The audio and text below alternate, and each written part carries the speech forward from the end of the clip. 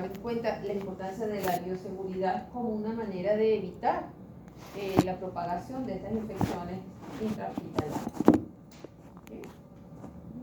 Vamos a ver cómo los laboratorios, el laboratorio de microbiología apoyan el control de estas infecciones en los centros de salud.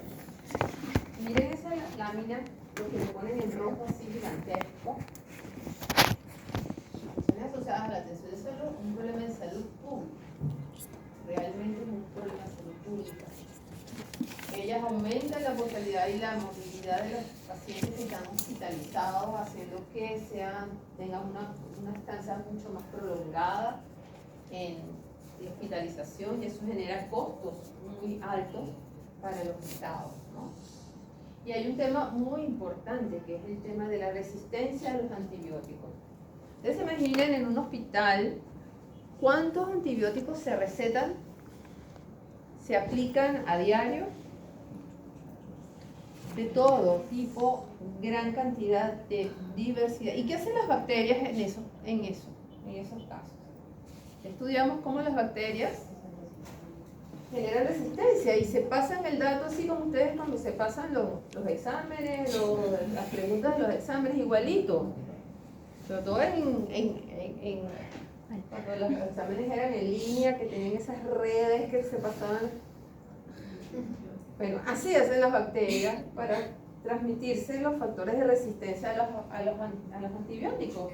Y en un hospital, entonces, eso es grave, porque se forman realmente unos monstruos que, incluso, imagínense que está en eso y viene la visita a visitar a su paciente hospitalizado, y le hace cariñito, le da comidita, lo limpia, lo baña y se lleva a la comunidad todas esas bacterias, monstruos que se crearon en el hospital. Y entonces empieza a haber una diseminación en la comunidad de bacterias altamente resistentes a los antibióticos, ¿no? Entonces, realmente es un problema de salud pública muy importante.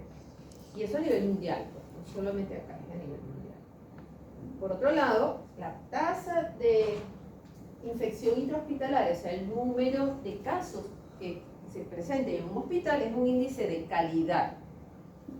Si yo tengo un hospital, o sea, ustedes son el hospital número 1 y ustedes reportan un 1% de infecciones intrahospitalarias al mes, y ustedes en el hospital 2, ustedes reportan 10 casos, 10% de casos al mes, ¿cuál de los dos realmente podría decirse que tiene mejor calidad del manejo el hospital?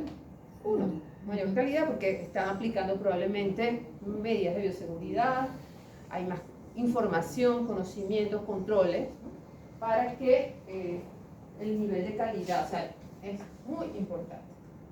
Y los estados toman medidas para que eso sea así. Ya vamos a ver, por lo menos en Perú, qué se está haciendo para que disminuir estos problemas de resistencia en los hospitales.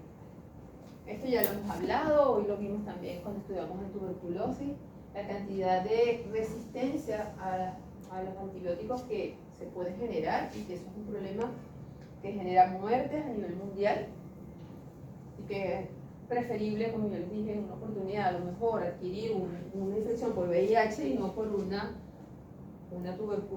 micobacteria en tuberculosis multiresistente, porque no hay tratamiento. ¿Okay? Entonces realmente es un problema mundial que estamos viviendo. Entonces, ¿cuáles son las condiciones? ¿Qué indica? O sea, a partir de cuánto tiempo de hospitalización podemos decir que la persona se infectó en el hospital, porque pudo haber traído la infección de afuera, ¿verdad? Y estarla incubando. Entonces realmente los criterios son los siguientes. Esta lámina es importante, preguntas de examen. ¿Cuánto se considera que una infección hospitalaria o nosocomial fue adquirida durante la hospitalización? Después de 48 horas del ingreso, es un criterio. O sea, después tú llegas, ingresas y tienes 2 días y comienza entonces el proceso de síntomas y signos de infección. Ya podemos hablar de que fue adquirida dentro del hospital. ¿Por qué de 24 o 48 horas? ¿Tendrá eso algún sentido? ¿La incubación? Porque son 2 días de lapso, pues, entre que llega el paciente y que se piense que adquirió una infección allí en el hospital.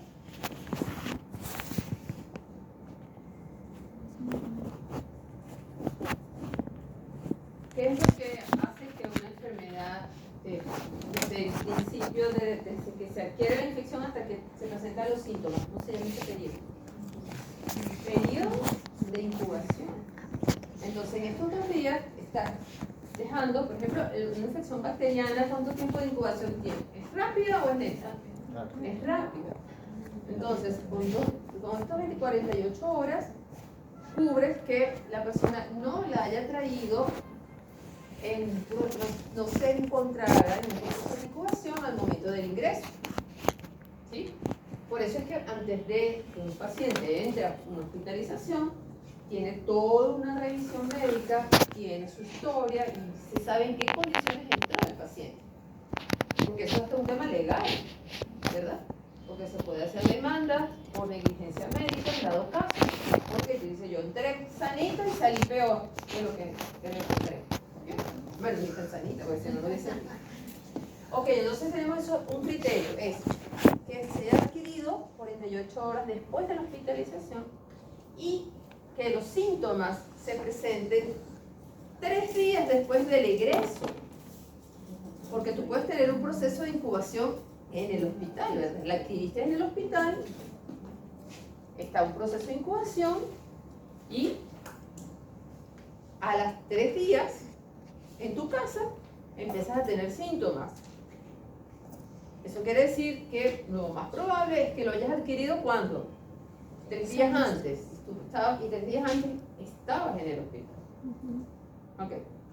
Entonces estos son los criterios para determinar si una infección es intrahospitalaria o, lo que es lo mismo, nosocomial, es un sinónimo. Antes se decía a los hospitales, se llamaban nosocomios. Entonces, de allí esa palabra que suena como fea, pero nosocomiales, entonces infecciones nosocomiales o intrahospitalarias. ¿Qué se considera una institución hospitalaria o sanitaria? Todos los centros donde se atiendan pacientes, postas, centros de diálisis, hospitales de todos los niveles, incluso psiquiátricos también, ¿okay? Centros donde hay personas en procesos de convalecencia, ¿okay? Entonces, en todos estos lugares pueden producirse infecciones intrahospitalarias. Ahora, ¿cómo el laboratorio de microbiología participa en todo esto? Tiene un rol muy importante porque, imagínense, o sea, para un laboratorio de microbiología de un hospital, el hospital es como si fuese un solo individuo, ¿okay? Y debe conocer cuál es su microbiota, digámoslo así. O sea, todos los microorganismos que circulan en el hospital son característicos. Por ejemplo, será lo mismo un hospital de Iquitos, en la selva, que un hospital aquí en Lima. El tipo de microorganismos que no, ¿verdad? Incluso mismo en Lima. Comparemos, por ejemplo, un hospital el hospital que lo vamos a estudiar allí, de emergencia de Villa Salvador, comparado con un hospital en San Juan de Miraflores, en el María Auxiliadora, por ejemplo. Son distintos, o sea, porque el tipo de personas que van es distinto, el tipo de enfermedades que se manejan son diferentes.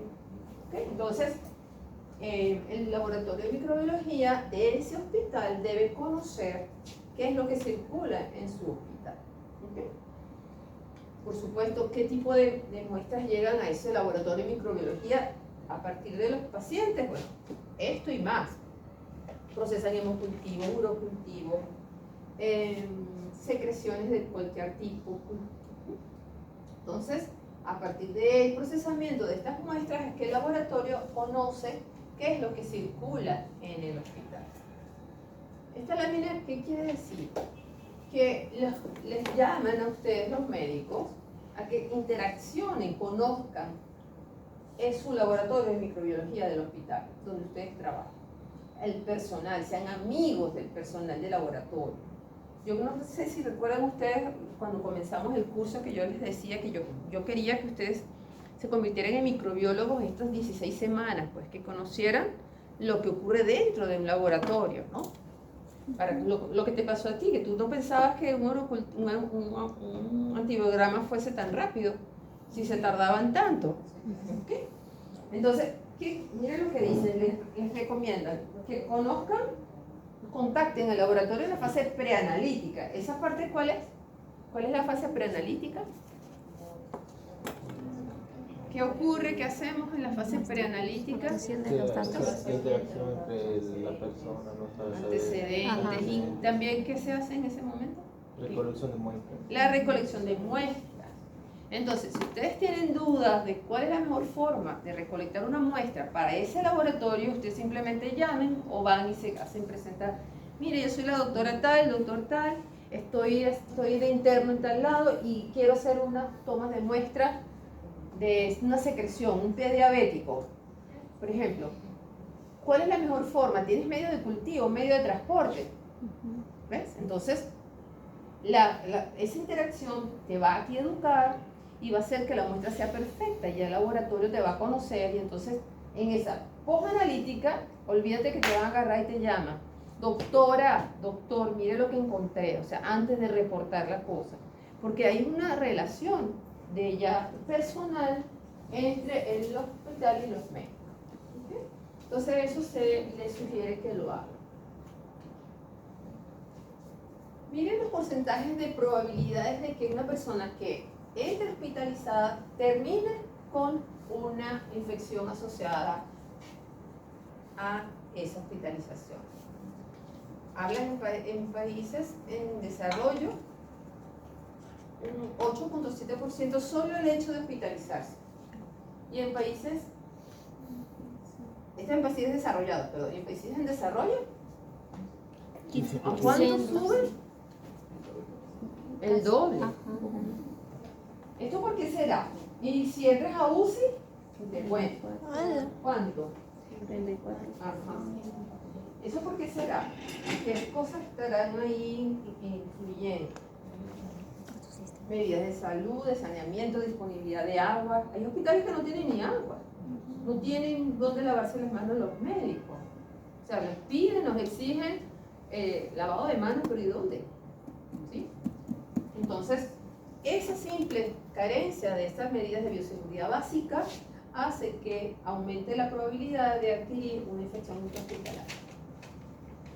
Díganme allí, miren el tipo de infecciones que se pueden adquirir en un hospital. ¿Cuál es la mayor que presentan en ese cuadro? Infecciones de tracto respiratorio, que es lo que hemos venido estudiando ahora, hasta ahorita. ¿Cuáles le sigue?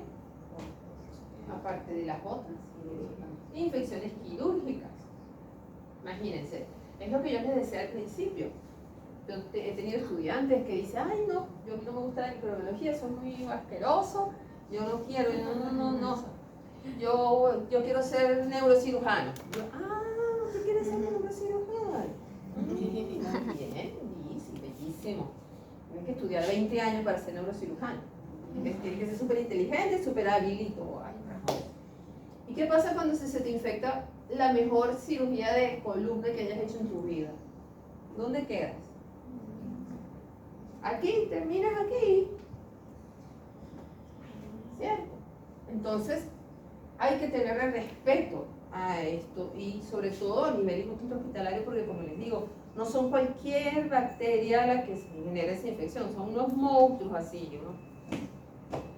Con todas sus resistencias a antibióticos y todos los factores de virulencia posibles. Entonces, hace todo como más complicado, ¿no? Después le sigue infecciones de tracto urinario, las vamos a ver ahora, y las bacterias. ¿Qué es lo que es una bacteria? La carga de bacterias dentro del suelo de la sangre. Bacterias en sangre que se diseminan por el cuerpo y puede llegar a producir ¿qué cosa? Sepsis. ¿Cuál es la técnica de laboratorio de oro para la sepsis. ¿Cómo comprobamos los procesos infecciosos durante el sepsis? ¿Con qué técnica de laboratorio?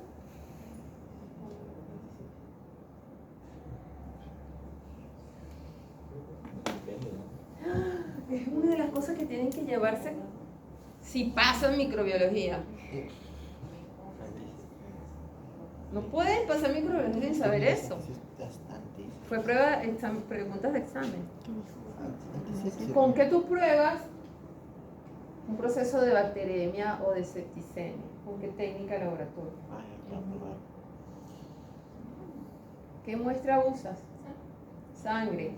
¿Y pides al laboratorio que hagan qué cosa? No. Hemograma es el conteo de glóbulos blancos, el porcentaje. Eso es un hemograma. Un hemocultivo. Dios mío. Un hemocultivo, muchachos. ¿Ok? Miren esta tabla de un estudio hecho en Estados Unidos entre el 2009 y 2010, donde identificaron esta serie de bacterias en bacteremias, infecciones del tracto urinario, en neumonías y infecciones quirúrgicas. ¿Cuál es la bacteria que se ganó todo el premio gordo? Staphylococcus aureus. Apareció en el primer rango con, miren, número de aislamientos que se obtuvo en todos estos 12.600. Si vemos al Staphylococcus aureus en una coloración Gram, ¿cómo la describimos? Forma básica.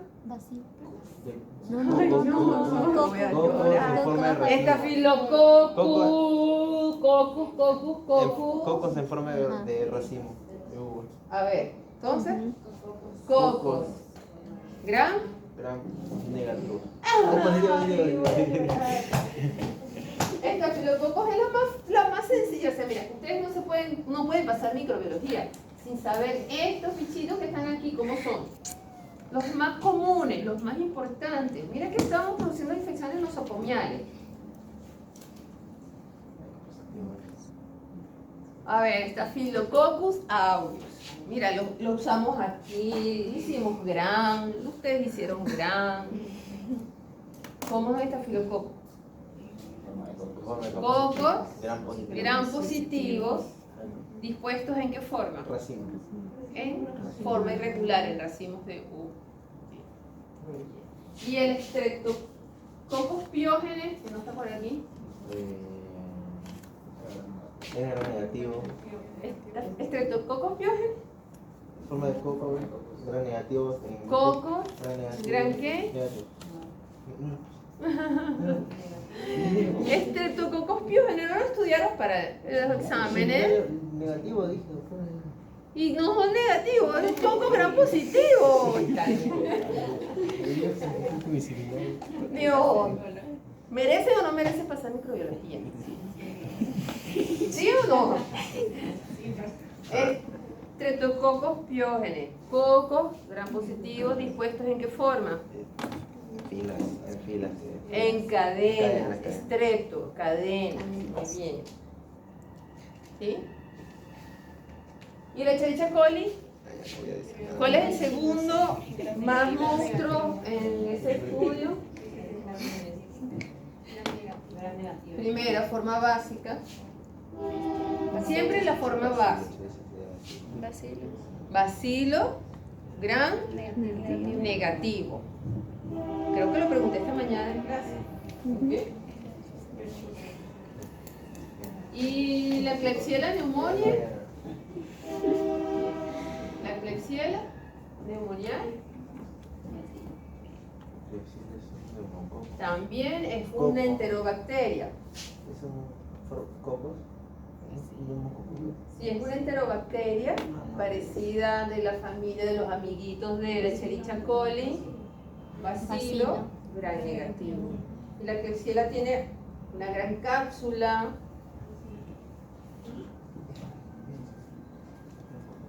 Y Pseudomonas aeruginosa ya merece una dedicación ahorita, porque es uno de los monstruos también intrahospitalarios de alta resistencia a los antibióticos. ¿Cómo son las pseudomonas oleaginosas? Bacilos gram negativos, no enterobacterias, no pertenecen a las enterobacterias. Pseudomonas es un bacilo gram negativo, tiene muchísimos factores de virulencia, muchísimos, y alta capacidad de generar resistencia a los antibióticos. Los enterococos, primos de los streptococos, se parecen mucho, serían cocos gram positivos. Y también ellos también se pueden poner en cadena, pero son más grandes. Los cocos son más grandes. Bueno, listo. Hay algo muy importante que todo hospital debe tener, que es el mapa microbiológico. Es un documento donde están todos los datos de sensibilidad de los microorganismos que circulan en el hospital y que son aislados y tipificados en el laboratorio de microbiología de ese hospital. O sea, dentro de todo lo que hace un hospital, también tiene que hacer el control de su microbiota, pues, digámoslo así. Debe saberse qué circula en el hospital. ¿Ok? Y debe actualizarse constantemente. Por ejemplo, en este hospital, miren lo que se aisló. ¿Okay? Aquí no, ya esto, con esto así, en plomito es muy difícil verlo, ¿no? Pero las pseudomonas oleaginosas aparentemente son una de las principales aisladas. ¿Ok? Y no solamente se tiene que identificar la bacteria, sino el nivel de sensibilidad a los antibióticos. ¿Por qué? ¿Por qué será importante esto? Ahí lo dice. ¿Qué es eso que será importante para seleccionar la terapia empírica? ¿Por qué será eso importante? ¿Sabes lo que te acuerdas? Ya lo hemos preguntado muchas veces en los JAVA. ¿Qué es eso de terapia empírica? O tratamiento empírico.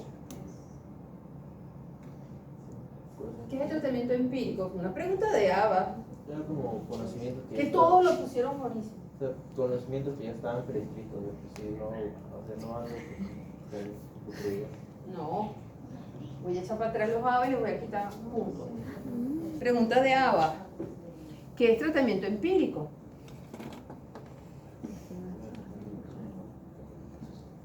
¿Qué es lo que normalmente haríamos? Enviamos la muestra al laboratorio.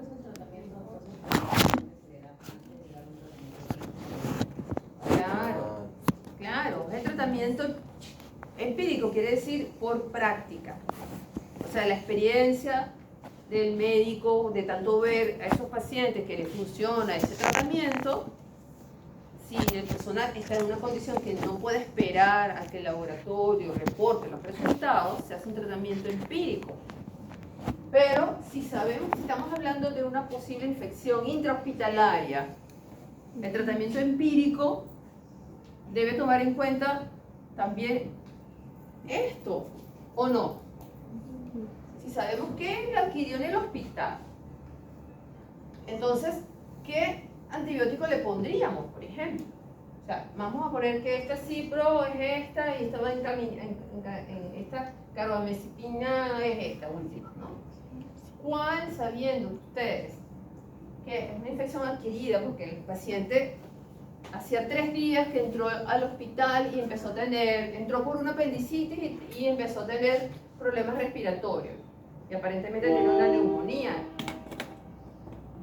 Entonces, sabiendo qué es lo que circula en su hospital y que fue adquirida, entonces, ¿a qué antibióticos se irían empíricamente? Los que presentan menos resistencia. Ojalá fuesen a los que no tengan, ¿no? Por supuesto, pero de escoger, ¿le mandarían esto? Penicilina, por ejemplo, sabiendo que todas tus bacterias del hospital son resistentes a la... No. Entonces es muy importante el conocer el mapa microbiológico de su hospital para tomar decisiones como esta. ¿Ok? Y entonces el laboratorio también va a detectar cuando aparecen nuevas resistencias y eso lo tienen que monitorizar y reportar en ese documento que es el mapa microbiológico. ¿Sí? ¿Será importante? ¿Los mapas microbiológicos son todos iguales en todos los hospitales? No. Son como un DNI, pues, o sea, son específicos. Y es ahí donde decíamos que eso es un índice de calidad. Si un mapa bacteriológico lo que se aísla es menos bacterias que en otro, eso implica que lo están haciendo bien. ¿Okay? Bueno, vamos a ver posibles procedimientos donde se favorece la producción la aparición de infecciones intrahospitalarias, como por ejemplo las infecciones urinarias asociadas a las sondas vesicales. ¿Saben lo que son unas sondas vesicales? Más en adultos mayores o pacientes que sufren de próstata. Pero eso también son catéteres que van por la uretra directo a la vejiga y hacen que el vaciado sea automático, sin tener que pararse de la cama ni nada, ¿no? Tienen una bolsa de retención. Entonces, se sabe que la colocación de un sondaje vesical aumenta entre 3 y el 8% el riesgo de producirse una infección del tracto urinario en el hospital. ¿Okay? Entonces, hay dos formas, hay dos tipos de estas infecciones que se puedan presentar. Una con síntomas, con pacientes que tengan catéteres, aunque el conteo de unidades formadoras de colonias en la orina sea 1000. ¿Qué quiere decir esto? Lo van a ver cuando estudiemos urocultivo. Un urocultivo positivo, para hablar de una infección urinaria, tiene que ser más de 100.000 unidades formadoras de colonia. Pero una persona que tenga síntomas de infección urinaria y tenga un catéter, aunque sea 1000, ya eso se considera una infección urinaria. Por el contrario, si tienes una persona que tiene catéter y aunque no tenga sintomatología, en el urocultivo le sale 100.000, por supuesto, es una infección urinaria asociada al catéter y debe ser tratada. Miren este estudio realizado en el Hospital de Emergencias de Villa Salvador, donde se aislaron en infecciones urinarias estos microorganismos. ¿Cuál fue el que más se aisló?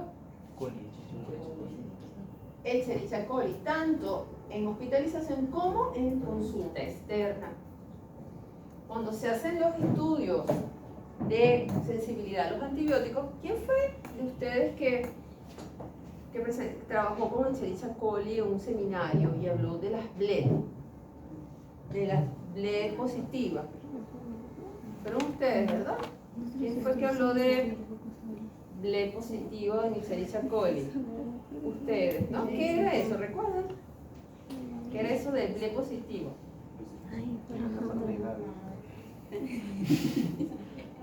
¿Ah? ¿Qué era eso? Y yo creo que justo habla de eso, Milani.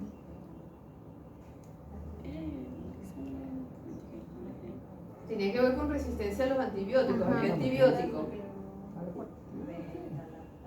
Beta-lactámicos. ¿Sí? Los beta-lactámicos son un grupo de antibióticos que inhibe la síntesis de la pared celular, ¿recuerdan?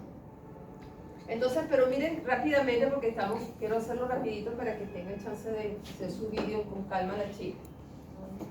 Miren cuando comparan y ven la sensibilidad a los antibióticos de esas Escherichia coli aisladas en consultorio externo y en hospitalización, ¿cuál fue la que aparecieron con mayor resistencia?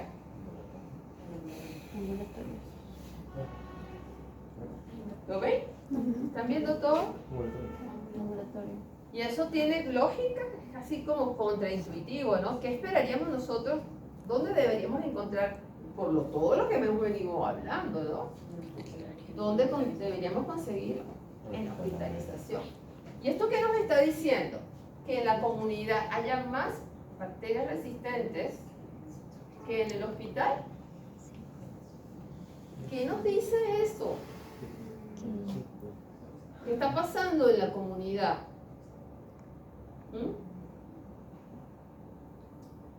¿Qué está haciendo la gente entonces para generar esa resistencia? Automedicarse. Automedicarse.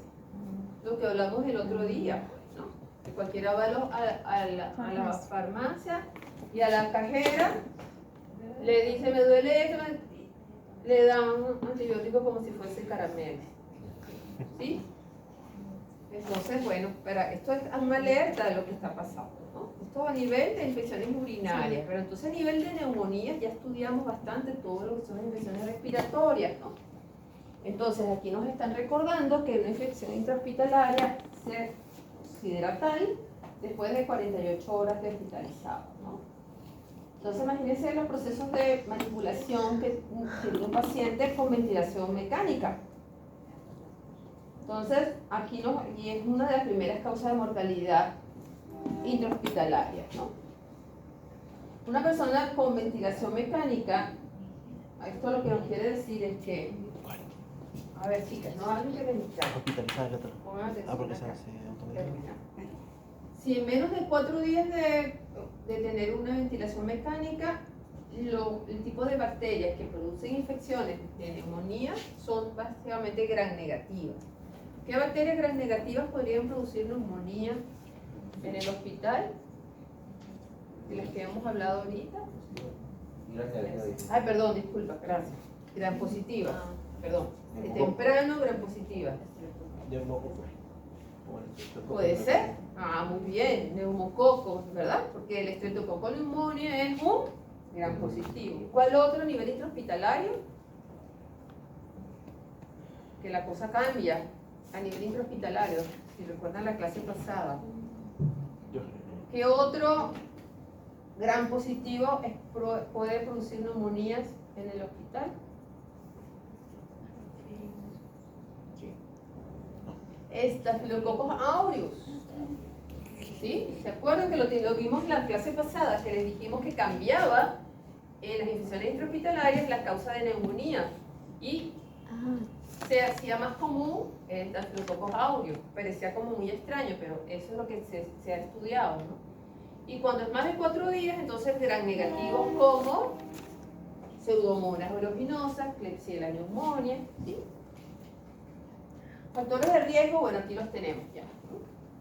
Mayores de edad, comorbilidades, diabetes, infecciones obstructivas crónicas, inmunosuprimidos, y procedimientos de hospitalización como la colocación de sondas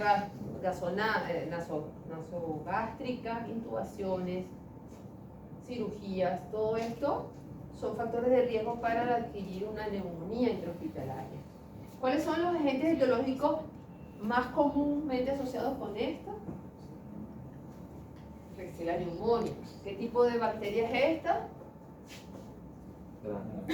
Bacilo gram negativo. ¿Esta quién es? Esta P es Pseudomonas aeruginosa. ¿Qué tipo de bacteria es? Bacilo gram negativo. Muy bien. Miren en tercer puesto, casi como con la Pseudomonas. Estafilococo aureus. Y el Cinetobacter baumannii, que también pertenece a la microbiota, ¿no? Entonces, ¿se acuerdan? Pregunta de examen. ¿Cuál sería el procedimiento de laboratorio que ustedes utilizarían? Ya se los pregunté hace un rato. Para confirmar una neumonía intrahospitalaria. ¿Qué muestra tomarían y qué le pedirían al laboratorio que hagan? Serológico, sangre.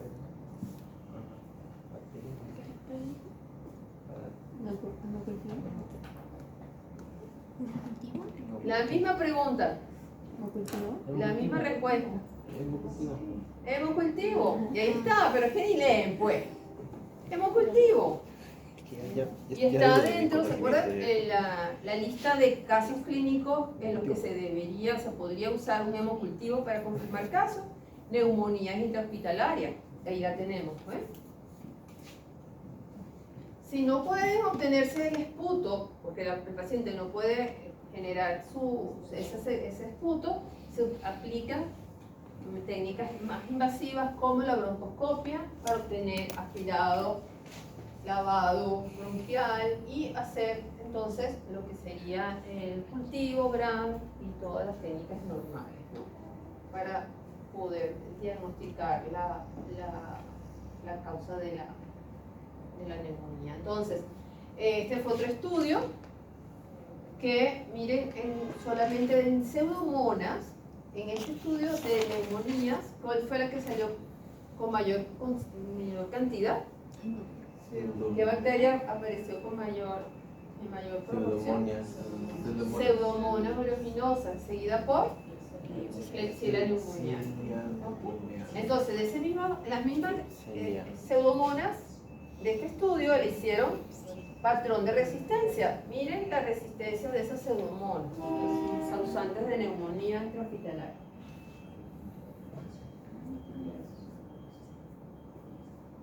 ¿Cuál antibiótico ustedes podrían prescribirle a su paciente?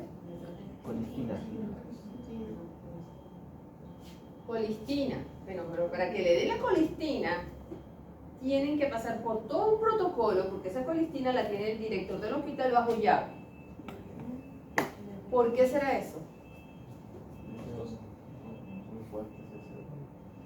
Puede ser costosa, pero más que eso, es lo único que te queda. Porque mira todo lo demás que ya probaste. Eso pasaba hace pocos años, con la vancomicina y con los imipenem. Y eso estaba bajo llave. Se empezó a usar. ¿Y qué pasó? Resistencia. ¿Qué pasa si se le da luz verde a usar colistina a todo el mundo todo el tiempo en el hospital? El as bajo la manga se pierde, pues ya no tienes como ninguna esa barajita mágica, ese comodín para usarlo. ¿Ven lo importante de todo esto? Infecciones por catéter. Esto es un catéter intravenoso directo a la yugular que tiene diferentes entradas. Imagínense el contacto, la posibilidad de contaminación de ese catéter. ¿Sí? ¿Cuáles son las bacterias que se han aislado en bacteremias causadas por la colocación de un catéter, asociadas con un catéter? Mírenlo acá. Dentro de los pocos gram positivos, esto está mal escrito, eso debería ser una S de estafilococo. Estafilococos epidermides y estafilococos aureus. ¿Dónde se encuentran normalmente esas bacterias? No. En la piel, son parte de nuestra microbiota. Imagínense usted aquí, para colocar este catéter, cortan, introducen el catéter y cuando toman unos puntos aquí. Entonces, todo, y bacilos gram negativos, Klebsiella pneumoniae la misma, otra vez, pseudomonas aeruginosa. Esas sí están en todos los instrumentos, en todo el hospital, en todos lados. Y si hablamos de hongo, ¿cuál es el hongo que generaría infecciones más fáciles en piel? ¿Qué parte de nuestra microbiota? ¿Qué es el que siempre hablamos? Cándida. Cándida albicans. Pertenece. ¿Y cuál es la forma de prevenir todos esos procesos infecciosos? Lo primero es lavado de manos, asepsia adecuada, antisepsia adecuada, usar el catéter solamente el tiempo necesario. ¿Okay? Las intervenciones quirúrgicas, muy rápido porque ya me agarré más tiempo del disponible.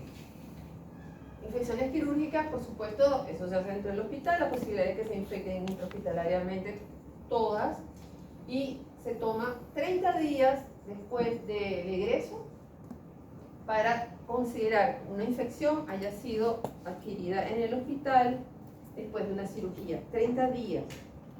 Y si le colocas un implante, ya sea de cardíaco, cerebral, una rodilla, una articulación, hasta un año puede durar un proceso de infección habiendo sido adquirido en el hospital. ¿Okay? Se puede prevenir de estas formas, le hace lo después, ¿no? Bueno, el lavado de manos es lo más sencillo, lo más fácil y nadie le da tanta importancia. La historia de Ignaz Semmelweis, a mí me encanta contarla, no tenemos mucho tiempo. ¿Conocen la historia de Ignaz Semmelweis? Era un médico encargado del área del pabellón en Bélgica de parturientas. Habían dos pabellones, uno atendido por comadronas y otro por médicos y por los estudiantes de medicina. Las mujeres lloraban, pataleaban, preferían parir en la calle que la metieran en el pabellón donde atendían los médicos y los estudiantes de medicina, porque ahí se moría el 18% de las mujeres que parían, mientras que con las comadronas solamente un 3%.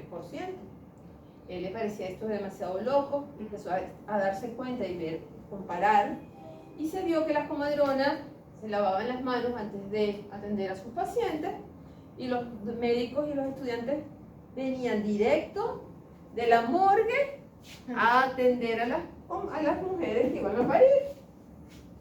Cuando él dijo eso, nada, debemos traer algo de los cadáveres que se los damos y de hecho era así. Y entonces un día, el 15 de mayo de 1847, se trajo de su casa este lavamanos, preparó una solución de cloruro de cal y puso un cartel que decía: prohibido entrar aquí sin lavarse las manos.